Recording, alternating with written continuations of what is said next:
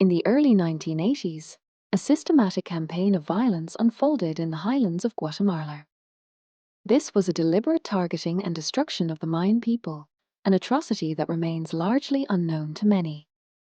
It is often referred to as a silenced atrocity, a dark chapter in human history that demands our attention. This horrific period was not an isolated event, but rather the culmination of centuries of deep-seated oppression. It was a tragedy rooted in historical injustices, exacerbated by the complex geopolitical tensions of the Cold War era. Understanding this context is crucial to grasping the full scope of the suffering endured. 4 centuries following Spanish colonization, the indigenous Mayan population of Guatemala faced relentless marginalization.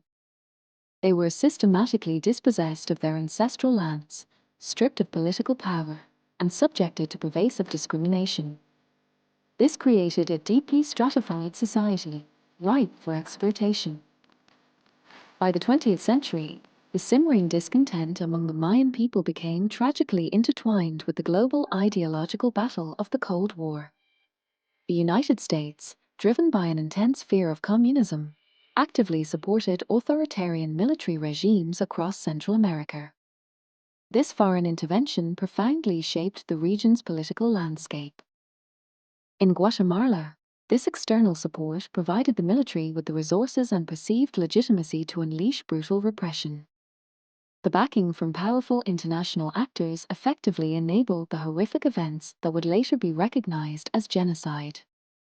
It allowed a regime to operate with devastating impunity. The military dictatorship of General Rios Montt, which seized power in 1982, marked a chilling turning point.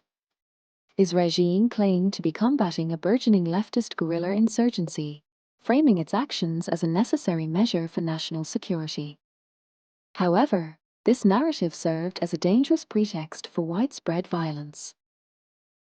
Under Rios Montt, entire Mayan communities were arbitrarily labeled as the internal enemies of the state. This dehumanizing designation stripped them of their rights and made them targets for systematic extermination. It paved the way for a brutal and indiscriminate campaign of terror. The state's strategy was clear: to eliminate any perceived support for the insurgency by eradicating the Mayan population itself. This policy led directly to the most intense period of violence, unleashing unimaginable suffering upon innocent civilians. The scale of the atrocities was staggering. The campaign of destruction was swift and merciless, leaving an indelible scar on the Guatemalan landscape and its people. Over 600 Mayan villages were systematically destroyed, their homes burned, and their inhabitants massacred. Entire communities were wiped from the map. Massacres occurred with horrifying regularity in places like Rio Negro, Dos Eres, and Plan de Sanchez. These names now stand as grim monuments to the atrocities committed, etched into the collective memory of survivors. Each site represents unspeakable acts of violence against defenseless populations. Survivors of these massacres recounted horrific experiences that defy comprehension. Testimonies detail widespread killings, brutal rapes, and systematic torture, often carried out with extreme cruelty. The violence was designed to terrorize and annihilate. Beyond the physical destruction of lives, there was also a deliberate effort to destroy and desecrate sacred Mayan lands and cultural sites. This was an attack on the very spiritual and cultural fabric of the Mayan people, an attempt to erase their identity. It aimed to sever their connection to their heritage. Many Mayans were forced to flee their ancestral homes, seeking refuge in the remote mountains to escape the violence. There, they faced unimaginable hardship, including starvation, disease, and constant fear. Their displacement was a deliberate tactic of the genocidal campaign. The United Nations-backed Historical Clarification Commission later estimated that over 200,000 people were killed or forcibly disappeared during Guatemala's internal armed conflict. The vast majority of these victims, an overwhelming 83%, were indigenous Mayans. This stark statistic underscores the targeted nature of the violence. During this period of intense violence, the international community largely remained silent. The atrocities unfolding in Guatemala did not elicit the widespread condemnation or intervention that might have been expected. This silence was deafening to the victims. The geopolitical priorities of the Cold War tragically overshadowed the immense suffering of the Mayan people. The perceived need to contain communism often took precedence over human rights concerns, leading to a devastating lack of action.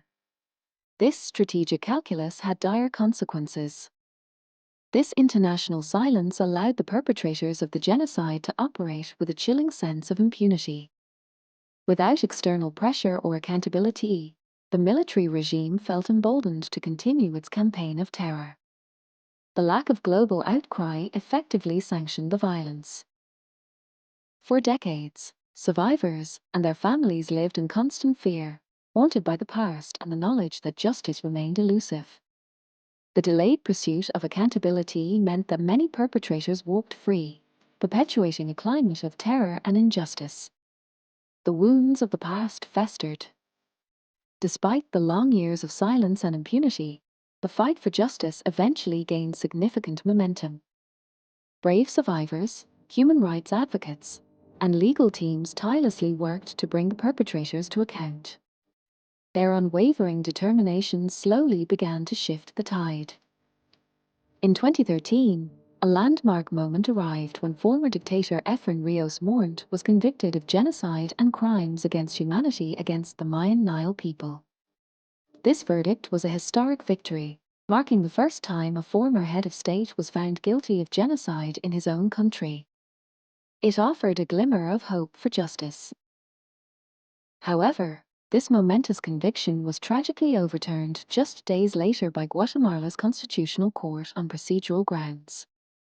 This reversal was a devastating blow to survivors and a stark reminder of the powerful forces resisting accountability. The path to justice remained fraught with obstacles. Despite this setback, the pursuit of justice continues. Survivors and their descendants persist in their demands for reparations, recognition for their immense suffering, and the full truth of what occurred. Their resilience in the face of ongoing challenges is a testament to their strength. The legacy of Guatemala's Mayan genocide serves as a stark and painful reminder of the devastating consequences of unchecked oppression and state-sponsored violence. It underscores the critical importance of remembering such atrocities, even when they are difficult to confront. We must never forget. This genocide was a deliberate attempt to erase an entire people, their culture, and their history. Therefore, remembering and sharing their story is not merely an act of historical preservation. It is a profound form of resistance. It is a powerful stand against the forces that seek to silence and destroy. By bearing witness to the Mayan experience, we honor the victims and stand in solidarity with the survivors.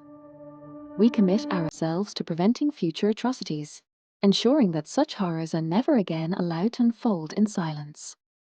The lessons of Guatemala must resonate globally. The Mayans of Guatemala faced extermination not just of their lives, but of their culture. Genocide thrives on silence, and remembering is resistance. Share this video, give voice to the voiceless, and subscribe to the Turkish Odyssey as we continue to uncover the world's silenced injustices. Thank you very much for your support and subscribing our channel. It is free and we are truly grateful for your support. Thank you for watching. See you in the next adventure.